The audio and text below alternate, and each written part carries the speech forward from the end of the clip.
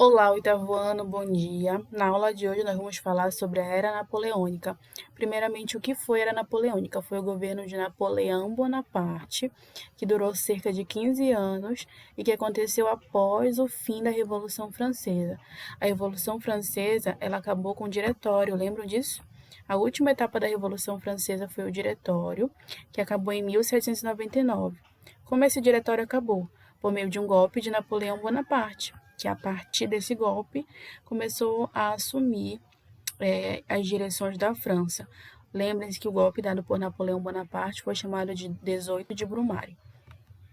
Então, a primeira etapa do governo de Napoleão é o consulado, que é o momento que ele se torna cônsul da França. 3 anos depois, ele se torna primeiro cônsul, que é um cargo de ainda mais poder e um cargo vitalício. Ele seria cônsul o resto da vida, ainda poderia indicar o próximo cônsul. Em 1804, ele faz o Código Civil Napoleônico, que é um conjunto de leis baseadas nos ideais da Revolução. Pegou algumas coisas dos iluministas, algumas coisas da Revolução Francesa. Por exemplo, o Código Civil abolia definitivamente os privilégios do clero da nobreza, não haveria mais essa desigualdade entre clero, nobreza, camponeses e burguesia. O Código Civil também dava direito à propriedade privada para as pessoas, não existia mais aquela história de que tudo era do rei. O Código Civil também dava igualdade para todos, ou seja, a lei que era para os burgueses, a lei que era para o povo, a lei também servia para a nobreza e para o clero, então todos eram iguais perante a lei. Também reformou a educação, fez uma educação voltada para a criação de trabalhadores e uma educação também mais ampla, onde mais pessoas poderiam ter acesso. Fez grandes obras públicas, por exemplo, essa daqui, ó, que é o arco, que é para representar as vitórias francesas, foi feito na época do Napoleão. Restabeleceu a escravidão nas colônias, que era uma coisa que tinha sido extinta lá na época do Comitê de Salvação Pública, e proibiu trabalhadores de entrar em greve ou de se organizar em sindicatos, certo? Esse Código Civil Napoleônico influenciou demais códigos no Ocidente, outras legislações em outros países. No ano de 1804, Napoleão ele vai se tornar imperador. Por voto popular, vai se restabelecer a monarquia na França. E o escolhido vai ser o Napoleão, é óbvio, para ser o rei. Mas, mais que um rei, ele vai ser um imperador. Porque o imperador é um conquistador. O Napoleão ele vai conquistar várias áreas da Europa. Ó. Ele conquista alguns territórios na Itália, na Espanha, no leste europeu, reinos germânicos e austríaco, com exceção da Inglaterra. A Inglaterra, a gente vai ser uma pedra no sapato do Napoleão. Ó, Napoleão não conseguia vencer a Inglaterra, que era a rainha dos mares. Para enfraquecer a Inglaterra, Napoleão decretou o bloqueio continental. O que era o bloqueio continental? Estão vendo essa linha aqui, ó, nesse outro slide, cercando todo o continente europeu? Pois é, essa linha aqui era um bloqueio que impedia que esses países aqui de dentro da linha comercializassem com a Inglaterra. Esse bloqueio foi feito em 1806 e tinha o objetivo de isolar a Inglaterra, de enfraquecê-la. Porém, o Napoleão não conseguiu. Aí, alguns países se recusaram a obedecer esse bloqueio continental, muito porque dependiam da Inglaterra também.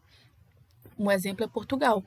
Portugal se recusou a obedecer o bloqueio continental e o Napoleão invadiu Portugal, por isso que a família real teve que fugir para o Brasil no ano de 1808. E a Rússia também foi um dos países que se recusou a obedecer o bloqueio continental. Então, Napoleão também foi invadir a Rússia, só que na invasão da Rússia, Napoleão se deu muito mal. Primeiro, porque ele não contava com o inverno russo. O inverno russo foi muito devastador para o exército de Napoleão e também porque a Rússia ela usou a estratégia da terra arrasada, que é você sair destruindo as cidades ao longo do caminho do Napoleão.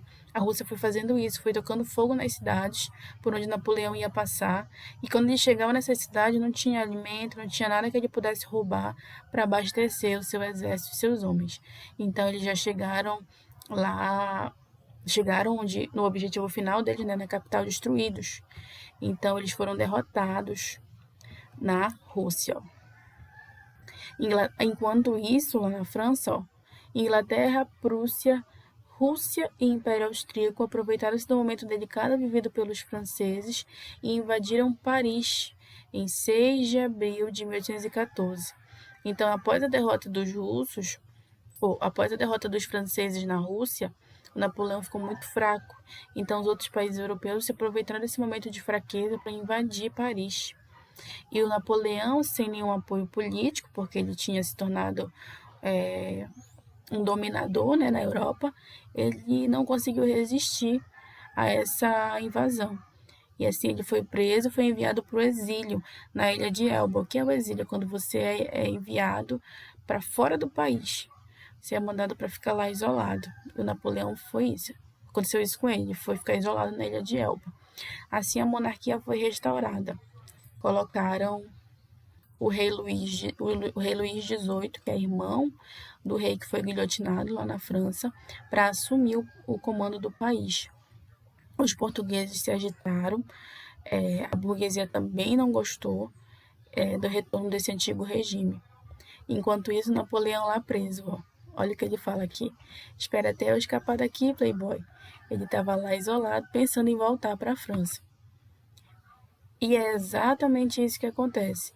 No início de 1815, Napoleão fugiu da ilha de Elba e desembarcou na França, onde ele foi recebido como herói.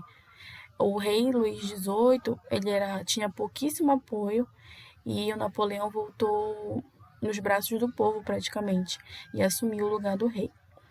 Aí o governo dele vai durar 100 dias, ele vai passar um pouco mais de 3 meses e depois vai sofrer invasão novamente, ó. Dessa vez, os ingleses lideraram uma coligação militar com mais de 1 milhão de soldados e derrotaram definitivamente as forças de Napoleão Bonaparte na Batalha de Waterloo, em 1815. Então, pela segunda vez, Napoleão vai ser derrotado na Batalha de Waterloo e vai ser enviado de novo para uma ilha, dessa vez para a ilha de Santa Helena, e lá ele vai permanecer até a sua morte no ano de 1821. Então, olha só a sequência. O fim do governo de Napoleão começa com a derrota dele na Rússia, tá?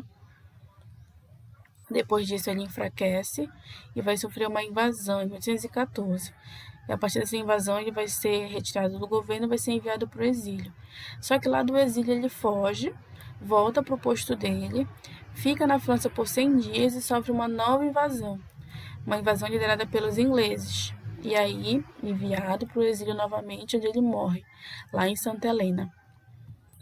Aí, em 1815, mesmo ano da morte de Napoleão, vem o Congresso de Viena, que é um congresso feito para reorganizar a Inglaterra após o fim da Era Napoleônica, após o governo de Napoleão. Então, o que acontece nesse congresso? Uma nova divisão do mapa da Europa, certo? E depois aqui o princípio da legitimidade. Cada país europeu deveria voltar a ser governado por reis das mesmas famílias que ocupavam o trono antes da Revolução Francesa. Então se restabeleceu o que era antes da Revolução Francesa, antes da dominação da França. Se estabeleceu também a Santa Aliança, uma organização militarizada que envolvia a Prússia, Áustria e Rússia. Achavam-se no direito de intervir militarmente em qualquer país onde estivesse ocorrendo movimentos liberais. Então, isso aqui para proteger eles mesmos de que outra pessoa voltasse a dominar esses locais da Europa. E é isso, pessoal. O governo napoleônico, esse assunto de era napoleônica, ele termina com o Congresso de Viena, que é o congresso que vai vir para organizar a bagunça que o Napoleão havia feito, dominando grandes partes da Europa. Certo? Um beijo, até a próxima aula.